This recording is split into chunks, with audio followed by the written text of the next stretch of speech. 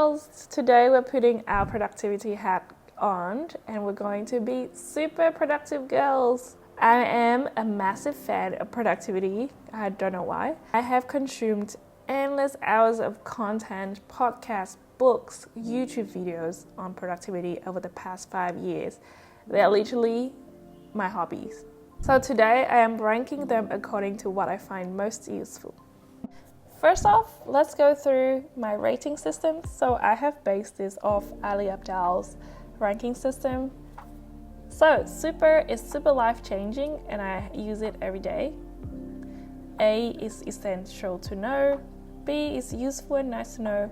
C might be useful in some situation. And D, I've tried it, it works for others and not for me. And in each of these, I'm going to go through what it is, its ranking, and how I felt about that. So let's go. I'm so excited. Now, first up, we have the 5 a.m. Club. It is a movement started by Robin Sharma. So what it is you wake up at 5 a.m., dedicating the first hour to personal development using a 20-20-20 formula. So 20 minutes of exercise, 20 minutes of reflection, like journaling or meditation, and 20 minutes of growth, like reading, planning, or learning. So the idea is to leverage this early morning for self-improvement before the rest of the world wakes up. This is a D for me because I did not end up using it. I've tried it for a whole month, but my body just never got used to waking up so early. Ugh. I ended up not doing anything productive and I just hated every waking moment because I had no energy. And that's also before I found out we have a sleep chronotype. My chronotype is a bear, which means I'm only productive in the morning after 10. So this habit was binged immediately and I have been using the Savers method by the Miracle Morning AERØHEAD, which pretty much leverage the same ideas but without the time constraint of waking up so early. Next up is Pomodoro timer. This is where you work for 25 minutes, rest for 5 minutes, and repeat 4 times. And at the end of that 4 block of work, you can take a half an hour rest. This is a rank D for me. I don't think it works for me because this actually interrupts my flow. And also I find that 20 minutes is very short for me and it takes time for me to settle into a task. I've seen research that shows that it takes 23 minutes to regain focus, so this is actually super counterproductive. But I think if you really struggle to get into the flow or just get started on a task, just working on it for 25 minutes at least could help you get into flow, and then you can decide whether you want to take the rest or not. The 3 hours focus block.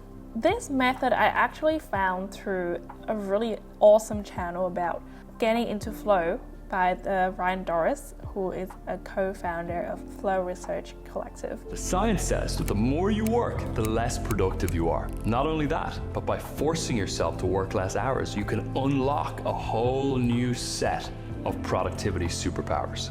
So in the video, Ryan says that by purposefully reducing your working hours from 8 hours to 3 hours, actually force you to prioritize tasks that are more important because this work according to Parkinson's law, which is the idea that you work, fill the time allotted for its completion.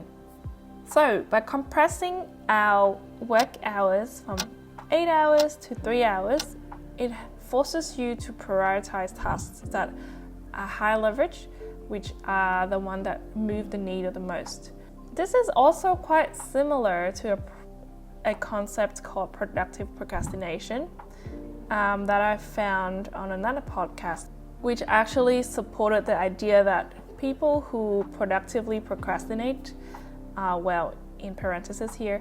So when Jihye Shin and I started this research on procrastination, she had come to me. She was a very creative doctoral student, and she said, "I have my best ideas when I'm procrastinating."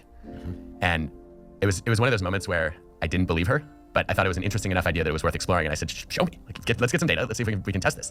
And she ended up gathering data in a Korean company where she surveyed people on how often they procrastinate and then got their supervisors to rate their creativity. And sure enough, found that people who procrastinate sometimes were rated as more creative than people who rarely do, like me, the precrastinators. And I remember asking her, what about the chronic procrastinators? And she's like, I don't know. But the people who procrastinate in a particular way, so when they look at a problem and they don't solve it straight away, instead they go and do other things for a while. They look at other videos or will read books or do something that is to distract themselves and come back to the task. They found that people who actually procrastinate this way produce more creative and better results than those who dive straight into a task. And I found this so super interesting. I think by compressing your work block like this, it will help you to have that pressure and also allow yourself to procrastinate a little bit to have a better output for work. So obviously this is a rank super for me. I actually use this so often weekly. Whenever I could, I would try to just give myself as little time to work as possible so that I got a little bit of the push. And also, it helps me to get into flow because flow state have 4 stages: struggle, release, flow, and recovery. If you want to learn more about this, I definitely recommend you to check out the Flow Research Collective channel.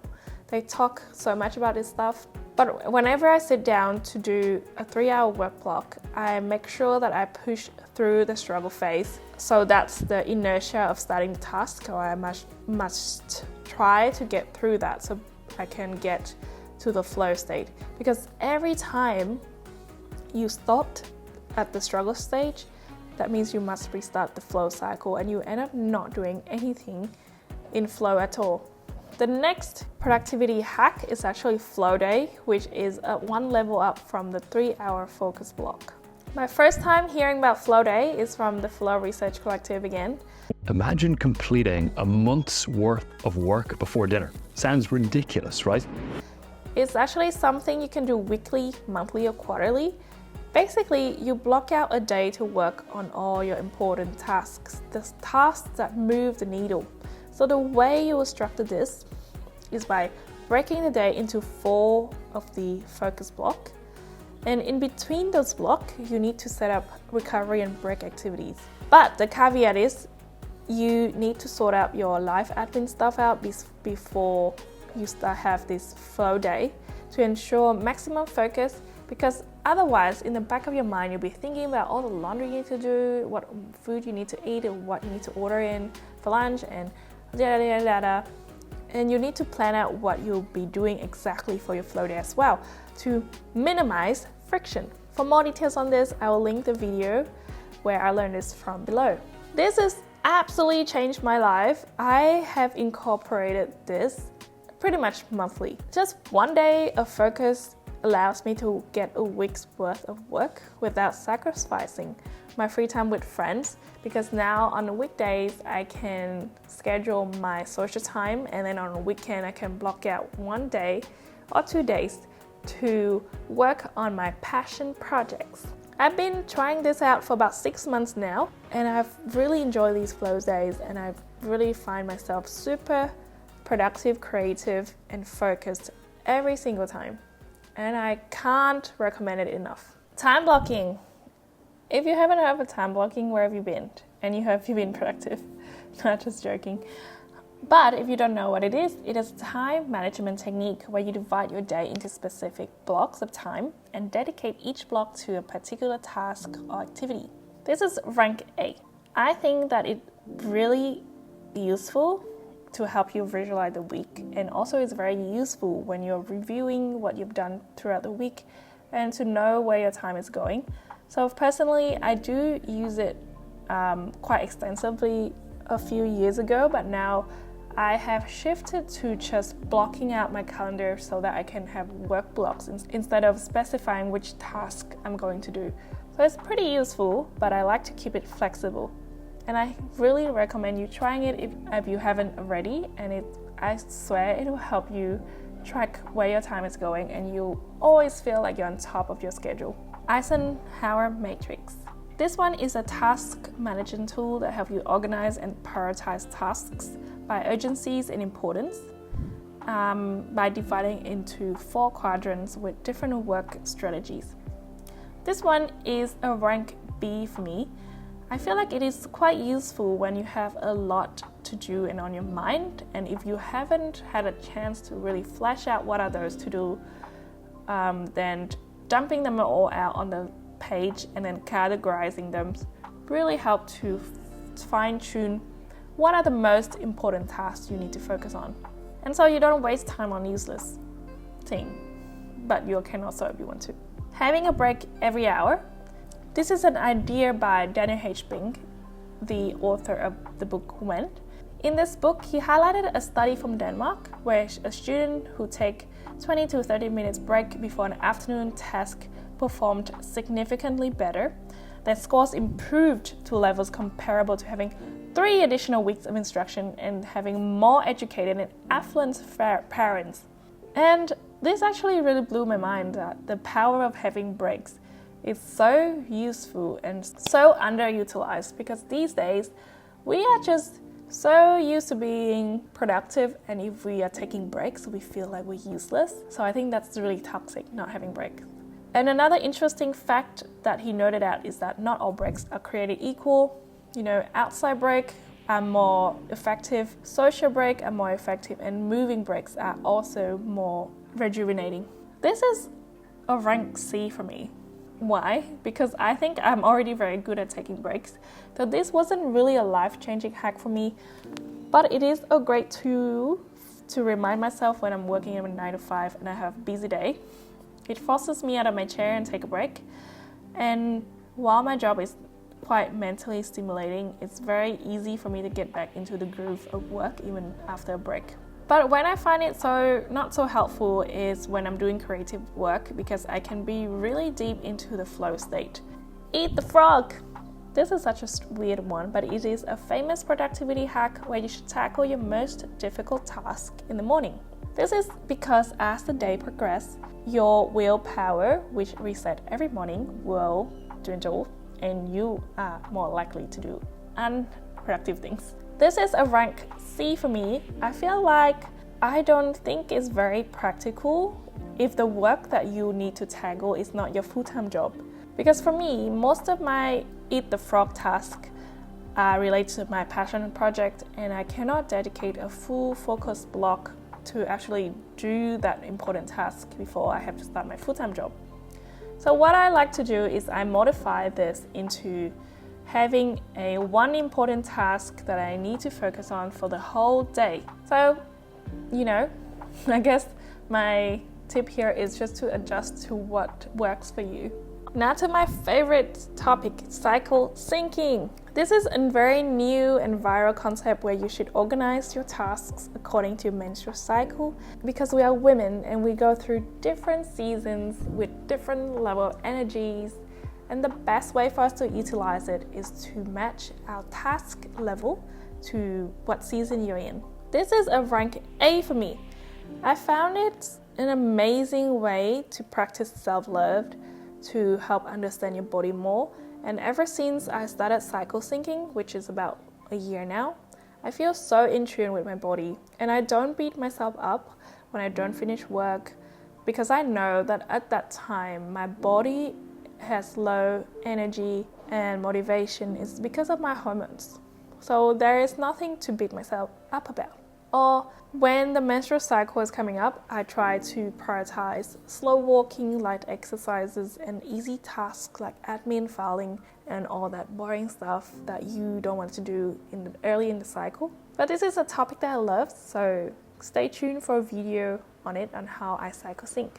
Hey Angels, it's Eileen here, and in this channel we help multi-passionate young women navigate adulthood through finding confidence, joy, and make life better. So if that's what your groove, subscribe.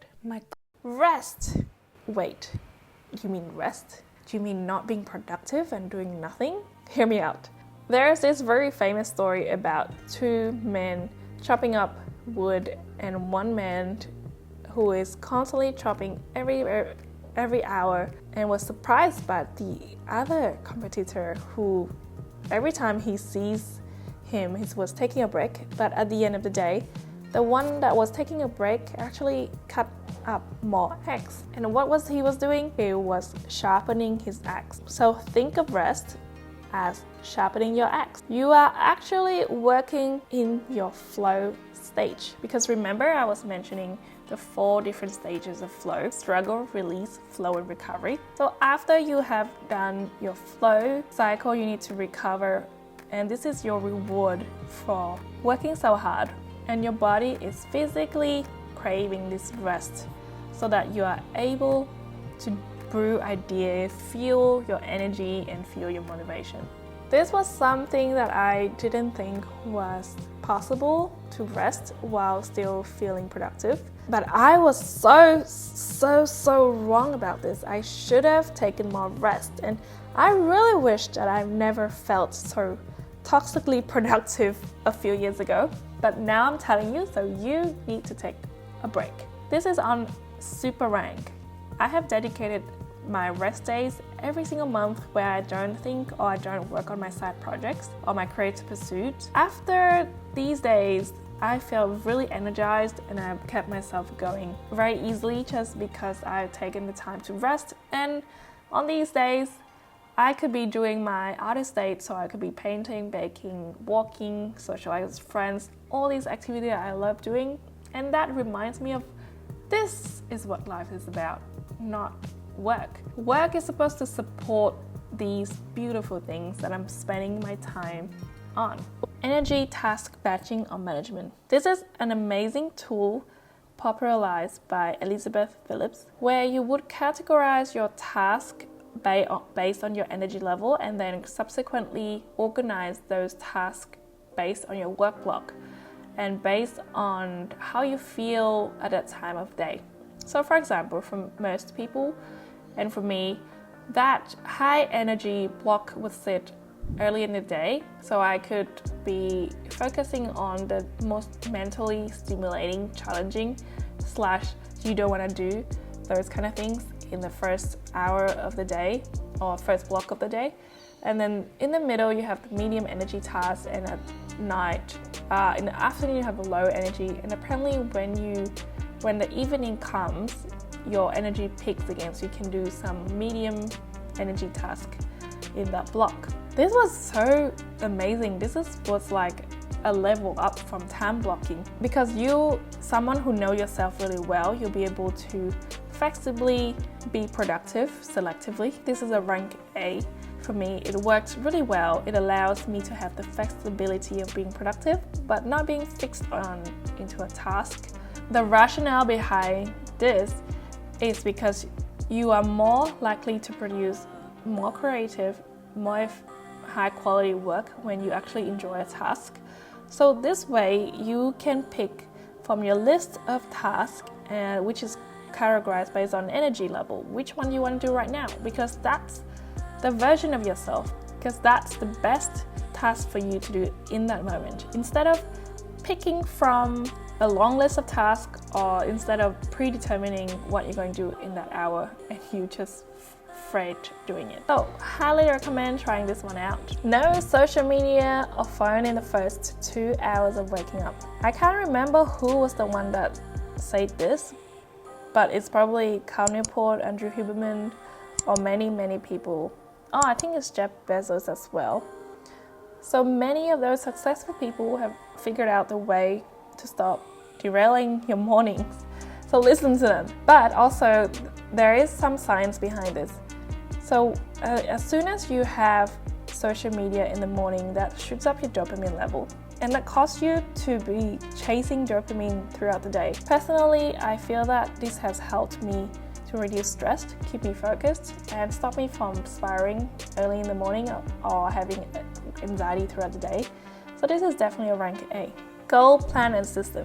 This is also called GPS, and this is a concept taught by Ali Abdaal. He recommends that you should really build a system for your goal, not just having a goal without breaking them down. So in this way, for example, if you have a goal of building a YouTube channel like I do, my plan throughout the year would be to have 24 videos upload, and I further break this down into a quarterly plan, so that makes it like 4 videos. So that means I need to upload 6 videos per quarter, and to build a system for it, I just need to make sure that I do things that move the needle. So I need to make sure every week I am scripting and filming, editing, or something relating to creating a YouTube content. And I have personally felt that as a person who have never had goals until recently, this has helped me to reflect more consciously on what I'm doing with my time, and that if the goal is something that's worth pursuing. This is a rank B. I think this is very essential to know, but also it doesn't work for everybody, because if you are not a goal-oriented person, or if you're more spontaneous, this will make you feel a bit restrained. But for me, I think I have been able to strike the great balance in between, where I can build a system of habits. And also, I'm not too rigid with it. I use it like a GPS, literally like a compass guiding me to work towards the direction. And even if I don't hit all the matrix and all the system measures that I set out to do, I'm not super precious about it. But at the end of the year, I'm able to reflect that back and see that I have moved the needle on this goal. It's because I have set out a plan, I've set a system, and even if I did so little, I would have achieved more than I would have if I didn't have this goal. So, recommend you try this one as well. The 2-minute rule is popularized by David Allen, the author of Getting Things Done.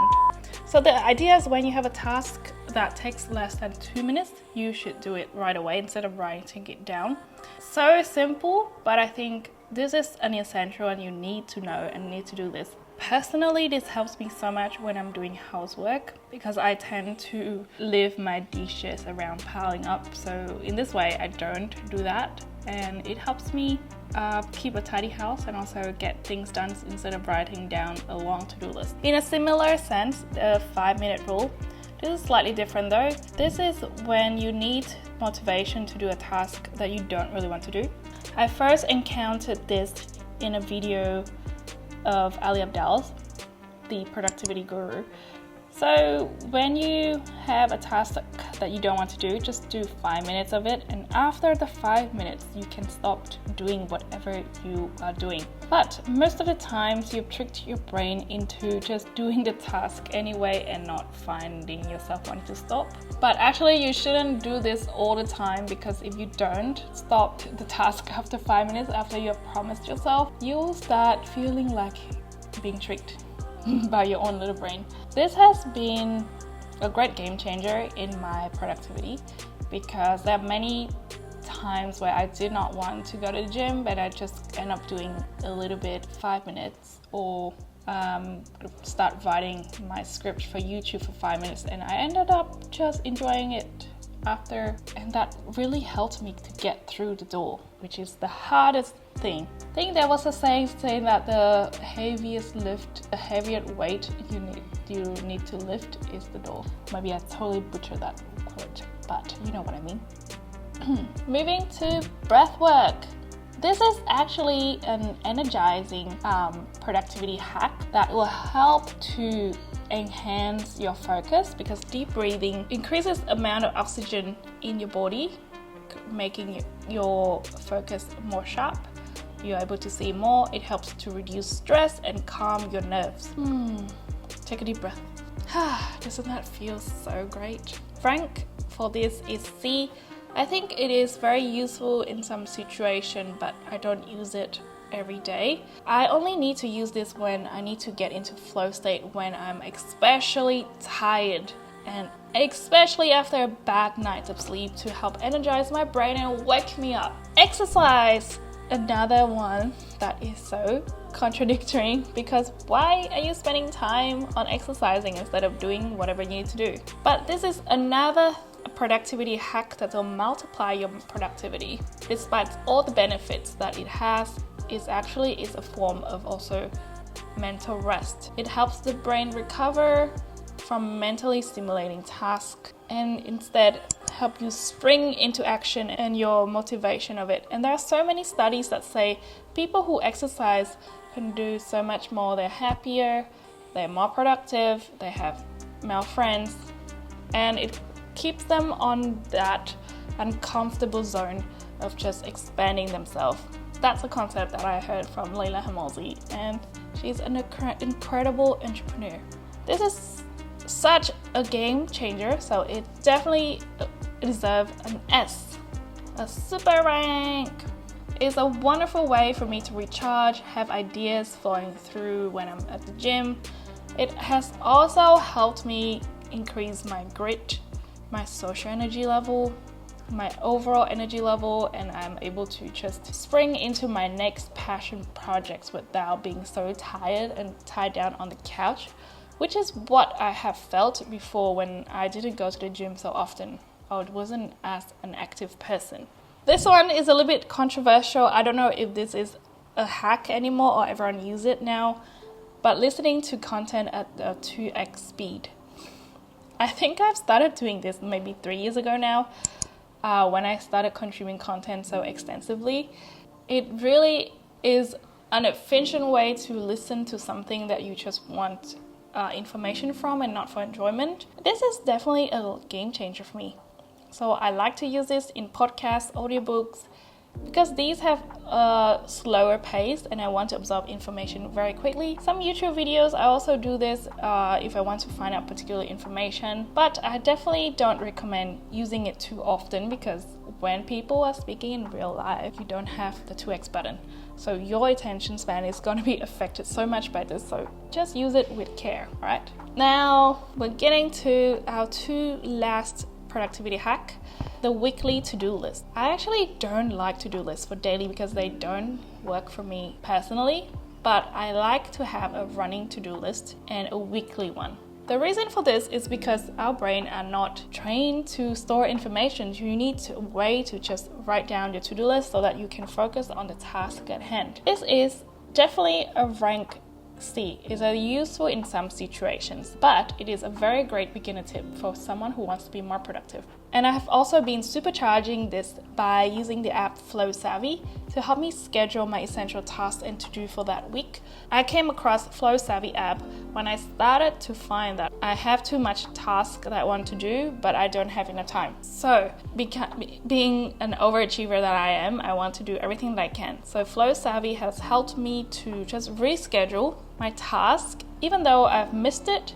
and just reorder it in priority. I only have a free license, but it's been very helpful for me. So let me know if you want to see a review and a demo of how this app works. It's an amazing tool so far, and a weekly to-do list will keep you on top of maybe life admin things that you like to add on your to-do list, but also you won't forget the essential things that you need to do. The last one is to pre-plan your day. When I was working in retail, we would have a book like a handover book where people would write down the things that needs to be done the next day. I thought that was so smart to do that, because the Aileen today can tell Aileen tomorrow what to do, and the Aileen tomorrow don't need to think about what she needs to do, and she don't have to come back and use her brain power. So I have started to use that in my day-to-day now, although I don't use it every day, but definitely when there are lots of things happening, it's so useful to reduce the planning the next day so that you can be 100% focused. This is a useful and nice to know hack.